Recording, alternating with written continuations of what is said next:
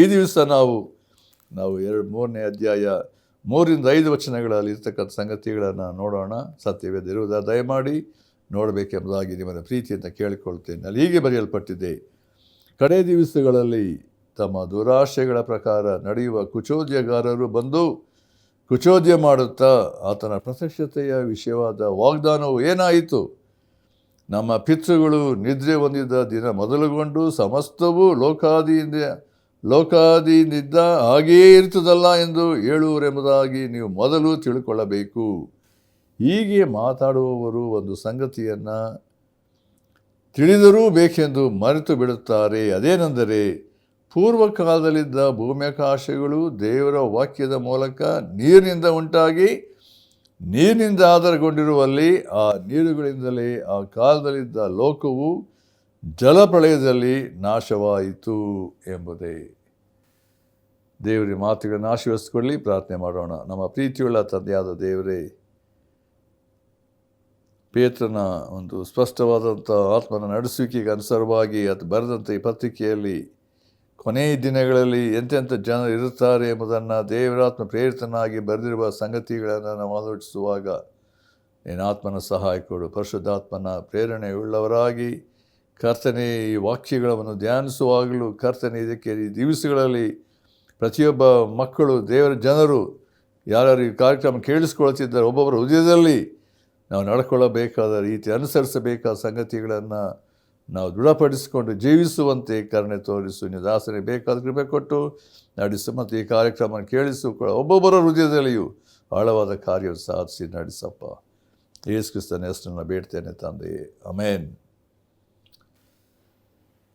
ಪೇತ್ರನ ಗಮನ ನೋಡ್ರಿ, ಇಲ್ಲಿ ಕಡೆ ದಿವಸಗಳಲ್ಲಿ ಆಗುವ ಸಂಗತಿ ಬಗ್ಗೆ ಹೇಳ್ತಿದ್ದಾನೆ. ಹೇಗೆ ಈ ಕಡೆ ದಿವಸಗಳು ಏನಾಗ್ತದೆ ಎಂಬುದು ಕಂಡಿದ್ದನೋ, ದೇವರ ಆತ್ಮನ ಪ್ರೇರಿತನಾಗಿ ಪೇತ್ರನು ಬರೆದಂಥ ಈ ಪತ್ರಿಕೆ ಏನಂದರೆ, ಕಡೆ ದಿವಸಗಳಲ್ಲಿ ಏನೆಂತೆಂಥ ಸನ್ನಿವೇಶಗಳು ಆಗ್ತದೆ. ನಾವು ಪೌಲನು ಬರೆದಂಥ ಪತ್ರಿಕೆಯನ್ನು ಕೂಡ ದೇವರ ಆತ್ಮನಿಂದ ನಡೆಸಲ್ಪಟ್ಟವನಾಗಿ ಆತನು ತಿಮೋತಿನಿಗೆ ಬರೆಯಬೇಕಾದರೆ ಕಡೆ ದಿನದಲ್ಲಿ ಕಠಿಣ ದಿನಗಳು ಬರ್ತದೆ ಅಂತ ಹೇಳೋದಕ್ಕೂ 2 ತಿಮೋತಿ ನಾವು 4ನೇ ಅಧ್ಯಾಯ 1ನೇ ವಚನದಲ್ಲಿ ನೋಡುವಾಗ ಮತ್ತು 1ನೇ ತಿಮೋತಿ 4ರಲ್ಲಿ ನೋಡಬೇಕಾದ್ರೆ ದೇವರ ಆತ್ಮನು ಹೇಳ್ತಿದ್ದಾನೆ, ಕಡೆ ದಿವಸಗಳು ಏನಂತ ಹೇಳಿದರೆ ಅನೇಕರು ಕ್ರಿಸ್ತ ನಂಬಿಕೆಯಿಂದ ಭ್ರಷ್ಟರಾಗ್ತಾರೆ, ದೆವ್ವಗಳ ಬೋಧನೆಗೆ ಒಳಪಡುತ್ತಾರೆ ಎಂಬುದನ್ನು ಅಲ್ಲಿ ಎಚ್ಚರಿಸುವಂಥ ಮಾತನ್ನು ನಾವು ನೋಡ್ತೇವೆ. ಅಂದರೆ ನೋಡ್ರಿ, ಬರೆದ 2000 ವರ್ಷಗಳಾಗ್ತಾ ಬಂತು. ಈ ದೇವರ ವಾಕ್ಯ ಸತ್ಯತೆಗಳನ್ನು ಅವರು ದೇವರಾತ್ಮೆಯಿಂದ ಬರೆಸಿಟ್ಟಂಥ ಸತ್ಯವಾದ ಮಾತುಗಳು ದೇವರ ವಾಕ್ಯದಲ್ಲಿ ಅಕ್ಷರ ಸಹಿತ ನೆರವೇರುತ್ತಾ ಉಂಟು ಎಂಬುದಾಗಿ ನೋಡ್ತೇವೆ. ಇಲ್ಲಿ ಪೇತ್ರನು ಹೇಳಬೇಕಾದರೆ ಕಡೆಯ ದಿವಸಗಳಲ್ಲಿ ಪ್ರಿಯರೇ, ನಾವು ಒಂದು ವಿಷಯ ತಿಳ್ಕೊಳ್ಬೇಕಿರಿ. ನಾವಿರುವಂಥ ದಿನಗಳು ಏನಂದರೆ ಕಡೆಯ ದಿನಗಳು, ಅಂದರೆ ಯೇಸು ಕ್ರಿಸ್ತನ ಬರುವಿಕೆ ಬಹಳ ಹತ್ತಿರವಾಗಿರುವಂಥ ದಿನಗಳು, ಕೃಪೆಯ ಕಾಲ ಮುಚ್ಚುವಂಥ ದಿನಗಳಾಗಿದೆ. ಯೇಸು ಕ್ರಿಸ್ತನು ಯಾವುದೇ ಸಮಯದಲ್ಲಿ ಆತನು ಬರಬಹುದು. ಅದಕ್ಕೋಸ್ಕರ ಈ 3ನೇ ಅಧ್ಯಾಯ, ಇಡೀ 3ನೇ ಅಧ್ಯಾಯದಲ್ಲಿ ಯೇಸು ಕ್ರಿಸ್ತನ ಬರುಣದ ಬಗ್ಗೆ ಹೇಗೆ ಜೀವಿಸಬೇಕು, ಹೇಗೆ ನಡ್ಕೊಳ್ಳಬೇಕು ದೇವ ಜನರು ಎಂಬುದನ್ನು ಅಲ್ಲಿ ವಿವೇಚಿಸಿ ತಿಳಿಸಿ ಅವ್ರನ್ನ ನಂಬಿಕೆಯಲ್ಲಿ ಬಲಪಡಿಸುವಂಥ ಸಂಗತಿಗಳು. ಅಲ್ಲಿ ಮೊದಲನೇ ಸಂಗತಿ ನಾವು ಏನು ನೋಡ್ತಾ ಇದ್ದೇವೆ ಅಂದರೆ, ಕಡೆ ದಿವಸಗಳ ಕುಚೋದ್ಯಗಾರರು ಎದ್ದೇಳ್ತಾರೆ ಎಂಬುದಾಗಿ. ಈ ಕುಚೋದ್ಯಗಾರ ಯಾರು? ದುಷ್ಟರು, ದೇವರಿಗೆ ಅವಿಧೇಯರು, ದೇವರನ್ನು ಬಿಟ್ಟಂಥವರು, ದೇವರೇ ಇಲ್ಲ ಎಂಬುದು ಹೇಳುವಂಥವರು, ನಾನಾ ರೀತಿಯಲ್ಲಿ ಅವರ ತಲೆ ಜ್ಞಾನದಲ್ಲಿ ಸೈತಾನನ ಪ್ರೇರಿತರಾಗಿ ನಾನಾ ಕಾರ್ಯಗಳನ್ನು ಯೇಸು ಕ್ರಿಸ್ತನ ವಿರುದ್ಧವಾಗಿ ಮಾತಾಡುವಂಥ ಜನರು. ಏನಂತ ಹೇಳಿದ್ರೆ, ಆದಿಯಿಂದ ಏನುಂಟು ಹಾಗೇ ಉಂಟು, ಯೇಸು ಕ್ರಿಸ್ತ ಬರ್ತಾನೆ ಎಂಬುದಾಗಿ ಅನೇಕರು ಹೇಳ್ತಾರೆ. ಏನು ಬರಲಿವಲ್ಲ, 2000 ವರ್ಷಗಳಾಯಿತು, ಇದ್ದಾಗೆ ಉಂಟು. ಅವರು ಮಾತಾಡುವ ಶೈಲಿ ಕಾರ್ಯಗಳು ನೋಡ್ರಿ ಹೇಗಿರ್ತದೆ. ನಾವು ಹಳೆ ಒಡಂಬಡಿಕೆ ಕಾಲದಲ್ಲಿಯೂ ಅದನ್ನೇ ನೋಡ್ತೇವೆ, ಈ ಹೊಸ ಒಡಂಬಡಿಕೆ ಕಾಲದಲ್ಲಿ ಇನ್ನೂ ಹೆಚ್ಚಿನ ರೀತಿ ಸಂಗತಿಗಳನ್ನು ನೋಡ್ತೇವೆ. ಅದು ವ್ಯತ್ಯಾಸ ಇಲ್ಲದಂಥ ಸಂಗತಿಗಳು. ಅದಕ್ಕೋಸ್ಕರ ಇಲ್ಲಿ ದೇವರ ವಾಕ್ಯದ ಒಂದು ಸಂಗತಿ, ಅನೇಕರು ಗೇಲಿ ಮಾಡುವಂಥವರು.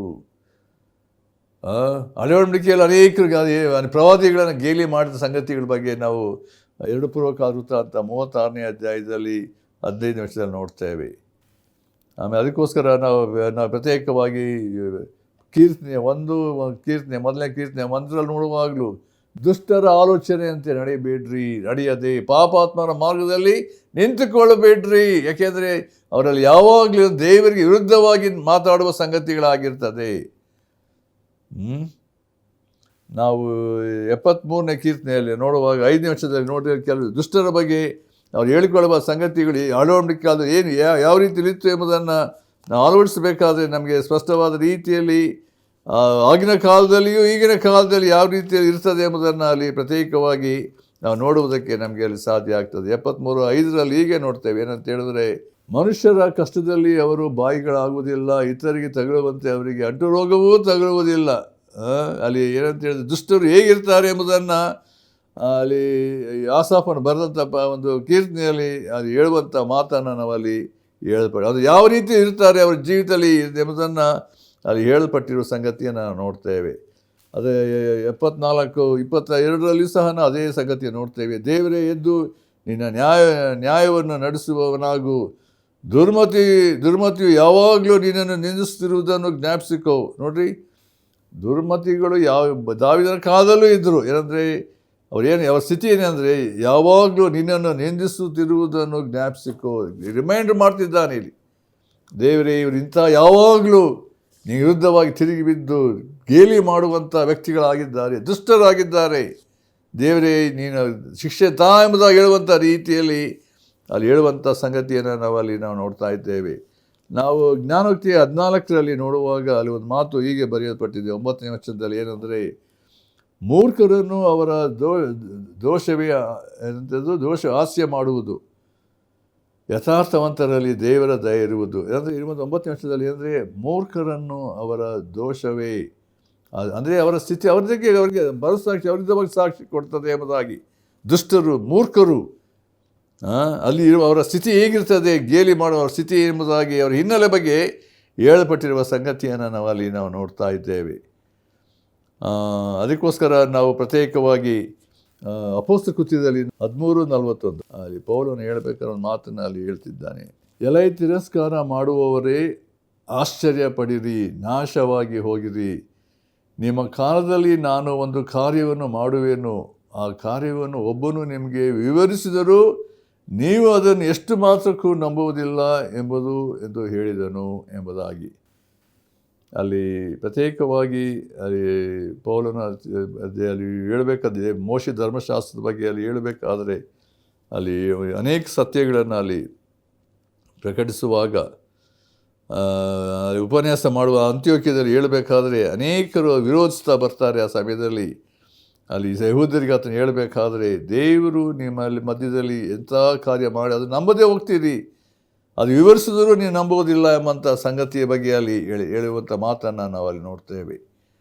ಅಂದರೆ ಇರುವಂಥ ಸತ್ಯ ಇಲ್ಲ ನೋಡಬೇಕಾದ್ರೆ, ಕುಚೋದ್ಯಗಾರರು, ದೇವರ ಮೇಲೆ ನಂಬಿಕೆ ಇಲ್ಲದಂಥವರು, ದೇವರಿಗೆ ಅವಿಧಿಯರು, ಇಡೀ ಅಂದರೆ ಹಳೆ ಒಡಂಬಡಿಕೆ ಕಾಲದಲ್ಲಿ ಹೊಸ ಒಡಂಬಡಿಕೆ ಕಾಲದಲ್ಲಿ ಯೇಸು ಕ್ರಿಸ್ತನ ಸಮಯದಲ್ಲಿಯೂ ನಾವು ನೋಡ್ತಾ ಬಂದರೆ ಅದನ್ನು ವಿರೋಧಿಸ್ತಾ ಬಂದರು, ಹಾಗೆ ಮಾಡ್ತಾ ಬಂದರು ಎಂಬುದಾಗಿ ನಾವು ನೋಡ್ತೇವೆ.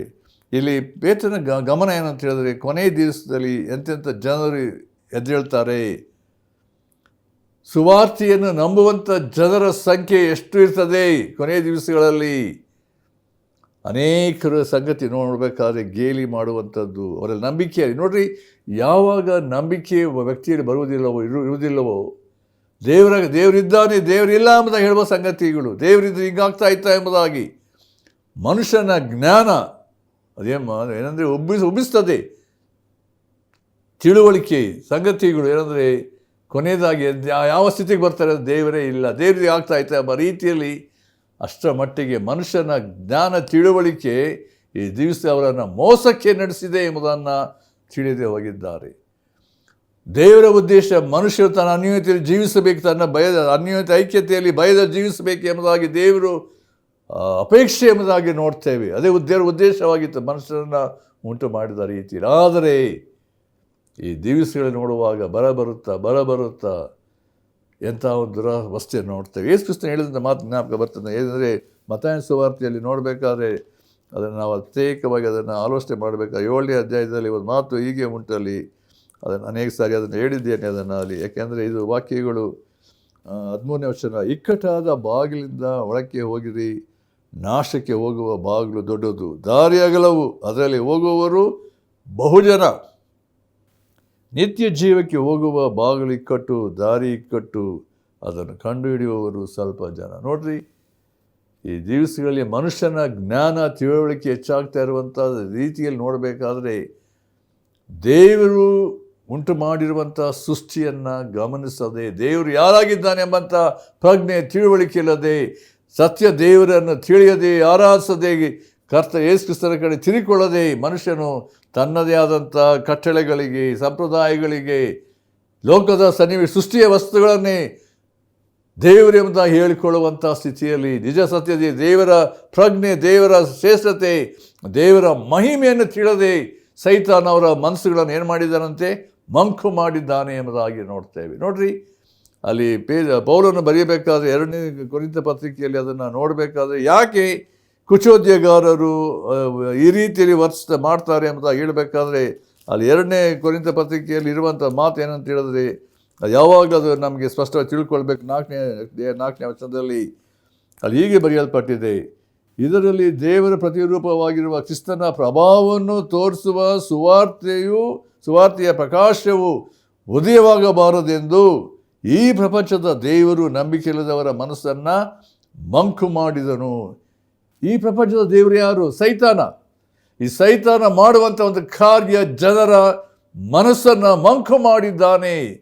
ಇಡೀ ಲೋಕದೆಲ್ಲ ಜನರನ್ನು ಯಾರೇ ಆಗಿರ್ಬೋದು, ಯಾವ ಅಧಿಕಾರಿ ಆಗಿರ್ಬೋದು, ಇಡೀ ಲೋಕದ ಯಾವುದೇ ದೇಶವಾಗಿರ್ಬೋದು, ದೇವರ ದೃಷ್ಟಿಯಲ್ಲಿ ನೋಡಬೇಕಾದ ಇರುವಂಥ ಸಂಗತಿಗಳು, ದೇವರಿಗೆ ವಿರುದ್ಧವಾಗಿ ತಿರುಗಿ ಬಿದ್ದಂಥ ಲೂಸಿಫರ ಸೈತಾನ ಏನು ಮಾಡ್ತಿದ್ದಾನೆ, ಯೇಸು ಕ್ರಿಸ್ತನ ಸುವಾರ್ತೆಯನ್ನು ಕೇಳದಂತೆ, ನಂಬದಂತೆ, ದೇವರಿಗೆ ವಿರುದ್ಧವಾಗಿ ಏನು ಮಾಡ್ತಿದ್ದಾನೆ, ಕುಚೋದ್ಯಗಾರನ್ನು ಎಬ್ಬಿಸಿದ್ದಾನೆ, ಅವರ ಮನಸ್ಸನ್ನು ಮಂಕು ಮಾಡಿದ್ದಾನೆ.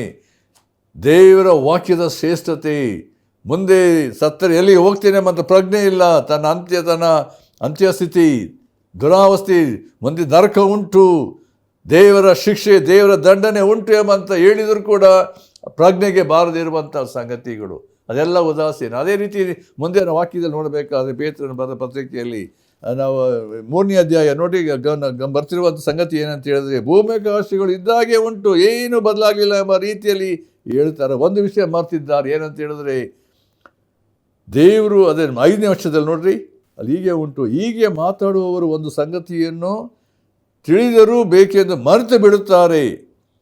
ಅದೇನೆಂದರೆ ಪೂರ್ವಕಾಲದಲ್ಲಿದ್ದ ಭೂಮ್ಯಾಕಾಶಗಳು, ನೋಡಿ ಪೇತ್ರನು ದೇವರು ಉಂಟು ಮಾಡಿದಂಥ ಸೃಷ್ಟಿಯ ಬಗ್ಗೆ ತರ್ತಿದ್ದಾನೆ. ಭೂಮ್ಯಾಕಾಶಗಳು ಹೇಗೆ ಉಂಟು ಆಯಿತು?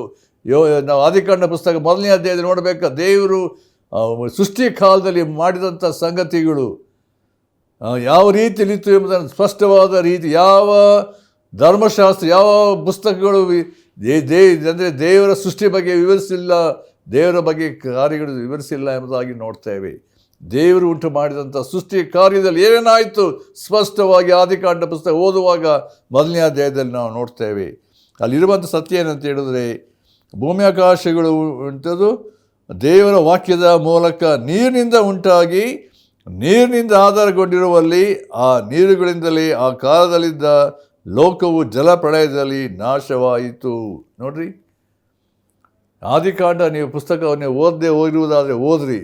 ಅಲ್ಲಿ ಓದುವಾಗ ಹೇಗೆ ದೇವರು ಸೃಷ್ಟಿಯನ್ನು ಉಂಟು ಮಾಡಿದನು, ಮನುಷ್ಯನು ಉಂಟು ಮಾಡಿದ ರೀತಿ, ಹೇಗೆ ಪಾಪ ಬಂತು, ದೇವರಿಗೆ ಅವಿಧೇಯನಾದಂಥ ರೀತಿಯಲ್ಲಿ ಇಡೀ ಲೋಕಕ್ಕೆ ಶಾಪ ಬಂತು. ಅಷ್ಟೇ ಅಲ್ಲ, ಮುಂದೆ ಬರ್ತಿರುವಾಗ 6ನೇ ಅಧ್ಯಾಯಕ್ಕೆ ಬರುವಾಗ ದೇವರು ಲೋಕ ನೋಡುವಾಗ ಮನುಷ್ಯರ ಕೆಟ್ಟತನ ಹೆಚ್ಚುತ್ತಾ ಬಂತು. ದೇವರು ತಾನು ಉಂಟು ಮಾಡಿದ್ದಕ್ಕೆ ಮನುಷ್ಯನು ಉಂಟು ಮಾಡಿ ಪಶ್ಚಾತ್ತಾಪಪಟ್ಟನು, ವ್ಯಥೆಗೊಂಡನು ಎಂಬುದಾಗಿ ನೋಡ್ತೇವೆ.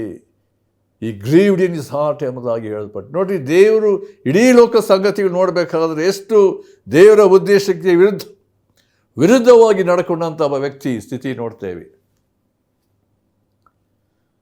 ಯೇಸು ಕ್ರಿಸ್ತನು ಅದನ್ನು ಪ್ರತ್ಯೇಕವಾಗಿ ಮತ್ತಾಯನ ಸುವಾರ್ತೆ 24ನೇ ಅಧ್ಯಾಯದಲ್ಲಿ ಹೇಳಬೇಕಾದ್ರೆ, ನೋಹನ ಕಾಲದಲ್ಲಿದ್ದಂಥ ಸಂಗತಿಗಳು ಕೊನೆಯ ದಿವಸಗಳಿರುತ್ತದೆ. ಕಡೆಯ ದಿವಸಗಳು ಹೇಗೆ ಯೇಸು ಕ್ರಿಸ್ತ ತಿರುಗಿ ಅದನ್ನು ತಾನು ಇರುವಂಥ ಸಮಯದಲ್ಲಿ ತನ್ನ ಶಿಷ್ಯರೊಡನೆ ಮಾತಾಡಬೇಕಾದ್ರೆ ತಿರುಗಿ 2ನೇ ಸರಿ ಬರುವಂಥ ಸಮಯದಲ್ಲಿ ನೋಹನ ಕಾಲದಂಥ ಸ್ಥಿತಿ, ಜಲಪ್ರಳಯ ಬರುವಂಥ ಮುಂಚೆ ಜನರು ಉಣ್ಣುತ್ತಾ ಕುಡಿಯುತ್ತಾ ಮನೆ ಮಾಡಿಕೊಡುತ್ತಾ ಇದ್ದರು. ನೀರು ನೋಡಿ, ಗಮನಿಸಿ ಆ ಮಾತು, ಒಂದು ಮಾತಲ್ಲಿ ಸ್ಪಷ್ಟವಾಗಿ ಯೇಸು ಕ್ರಿಸ್ತನು ಹೇಳಬೇಕಾದ್ರೆ ಆ ಒಂದು ಮಾತು ನನಗೆ ರೀತಿಯಲ್ಲಿ ಜನರ ಒಂದು ಮನೋಸ್ಥಿತಿ ಹೇಗಿತ್ತು ಎಂಬುದಾಗಿ ನಾವು ನೋಡ್ತೇವೆ. ಅಲ್ಲಿ 24ನೇ ಅಧ್ಯಾಯದಲ್ಲಿ ನಾವು ನೋಡಬೇಕಾದ್ರೆ ಒಂದು ಮಾತು ಹೀಗೆ ಬರೆಯಲ್ಪಟ್ಟಿದೆ. ಏನಂತ ಹೇಳಿದ್ರೆ 34-35ನೇ ವರ್ಷದಲ್ಲಿ 36ನೇ ವರ್ಷದಲ್ಲಿ ಹೇಗೆಂದರೆ, ಜಲಪ್ರಳಯದಲ್ಲಿ ಮುಂಚಿನ ದಿನಗಳಲ್ಲಿ ನೋವನ್ನು ನಾವೇನು ಸೇರಿದ ದಿನ ತನಕ ಜನರು ಉಣ್ಣುತ್ತಾ ಕುಡಿಯುತ್ತಾ ಮದುವೆ ಮಾಡಿಕೊಡುತ್ತಾ ಇದ್ದು, ಪ್ರಳಯದ ನೀರು ಬಂದು ಎಲ್ಲರನ್ನು ಬಡಕೊಂಡು ಹೋಗುವ ತನಕ ಏನೂ ತಿಳಿಯದೇ ಇದ್ದರಲ್ಲ. ನೋಡ್ರಿ, ಅದು ಮುಖ್ಯ.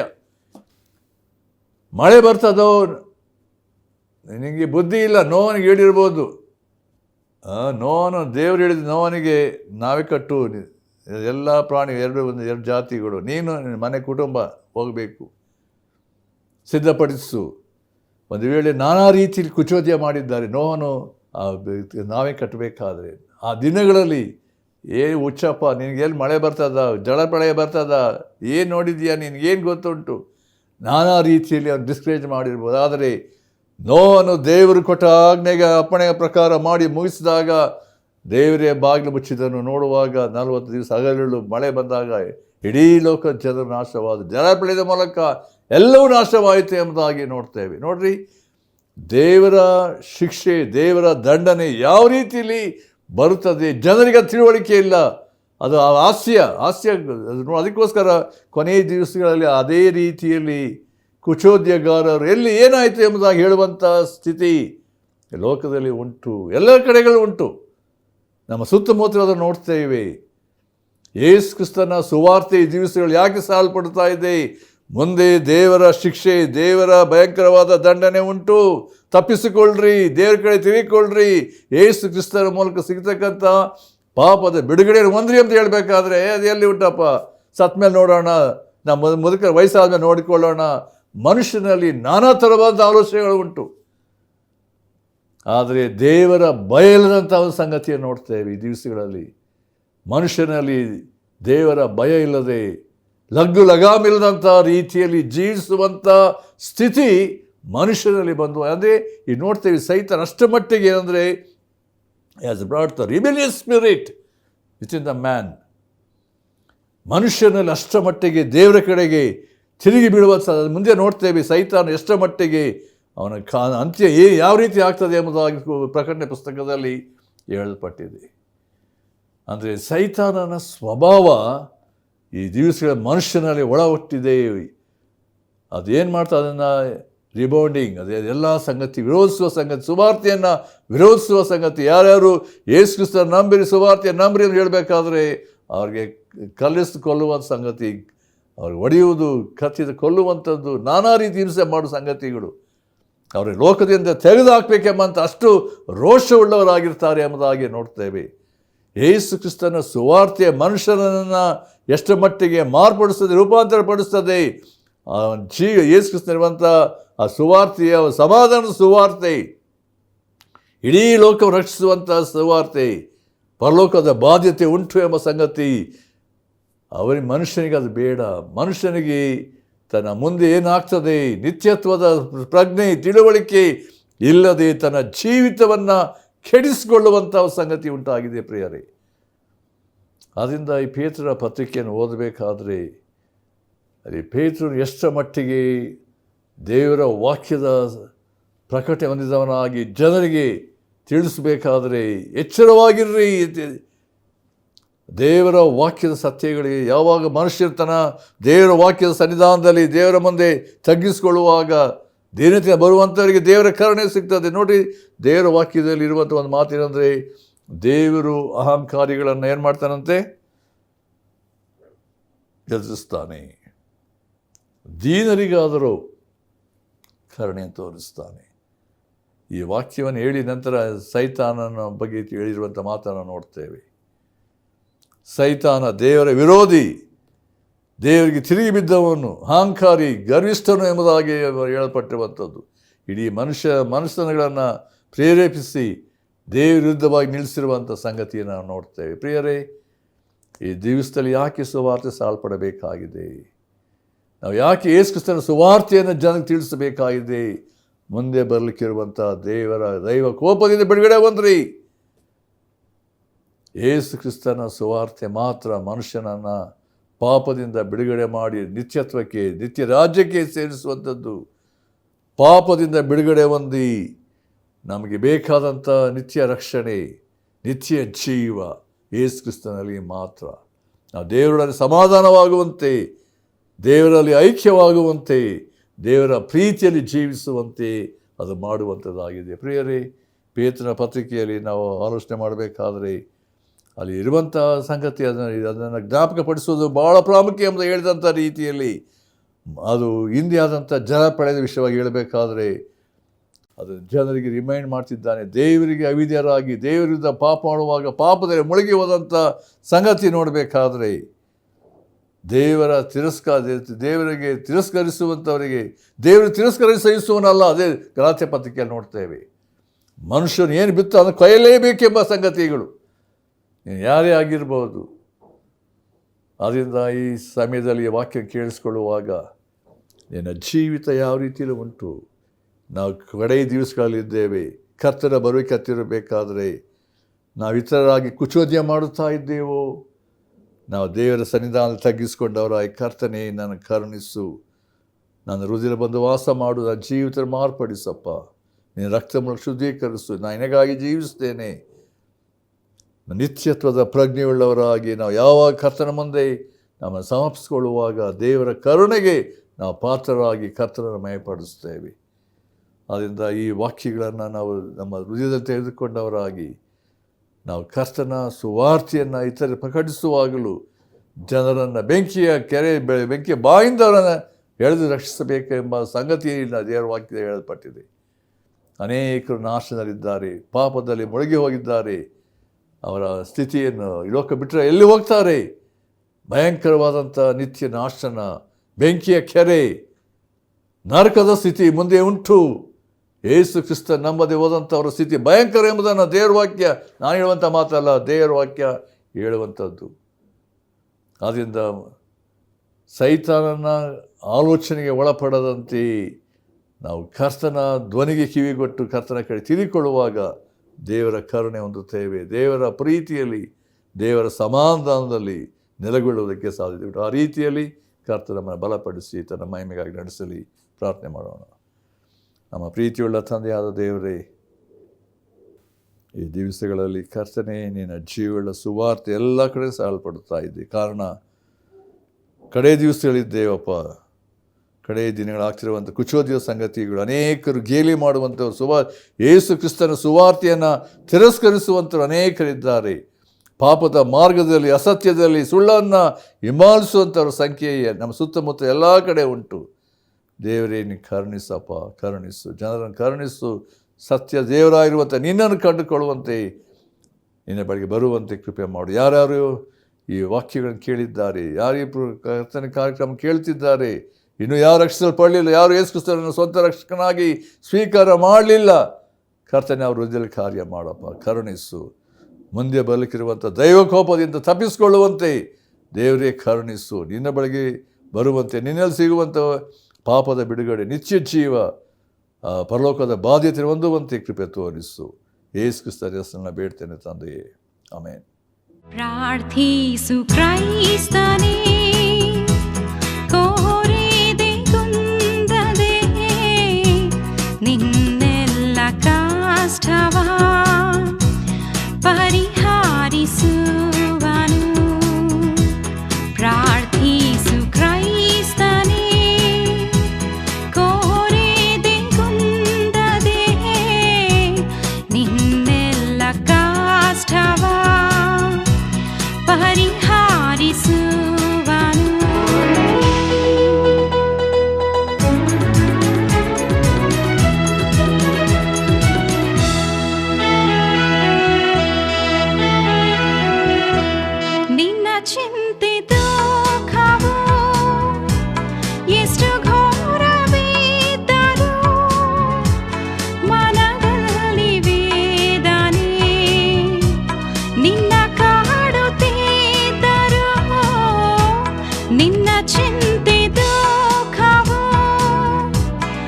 ಎಷ್ಟು ಘೋರವಿದ್ದರೂ ಮನದಲ್ಲಿ ವೇದನೆ ನಿನ್ನ ಕಾಡುತ್ತಿದ್ದರೂ ಪ್ರಾರ್ಥಿಸು ಕ್ರೈಸ್ತನೇ.